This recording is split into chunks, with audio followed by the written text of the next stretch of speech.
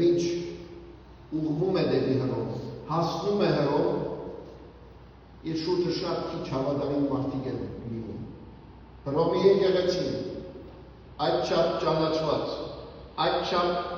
նամակի մեջ, որ առաքյալը նկարագրում է,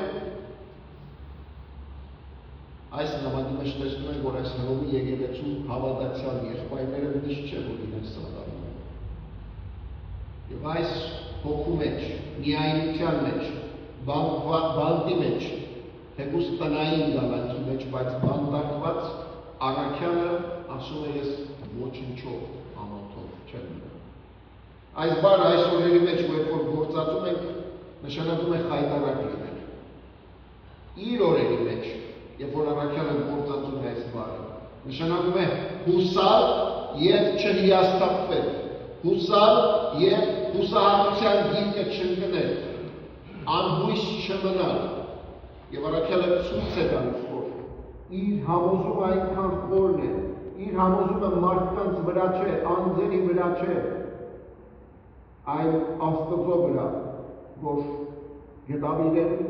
որ վերափոխեց իր կյանքը և իրեն դարձրեց իր առաքյալը և վստահեց առաքելություն ու գործ։ Առաքյալը այս համոզումը հայտնում է նաև Հռոմի եկեղեցու նամակի մեջ, նայեցեք 5-րդ գլուխ 5-րդ համարում ինչ է ասում։ Հույսը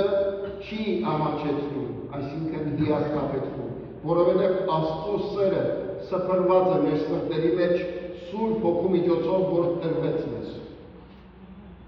Պողոս գիտի և իր ազատագրումը, իր փրկությունը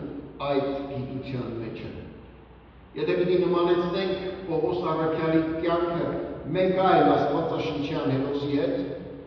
ես ուրիշ օրինակ չեմ հիշում Քրիստոսից բացի, քան Հոբը։ Պողոս առաքյալը նման է Հոբին։ Պողոս առաքյալը նման է Հոբին, որտեղ Հոբի պես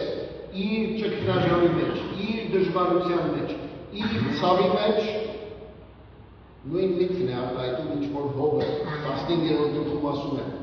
13-րդ գլխում ասում է, 15-րդ համար։ Տես, թե որ սպանի է, ես իրեն եմ հուսալու, միայն թե նրա առաջ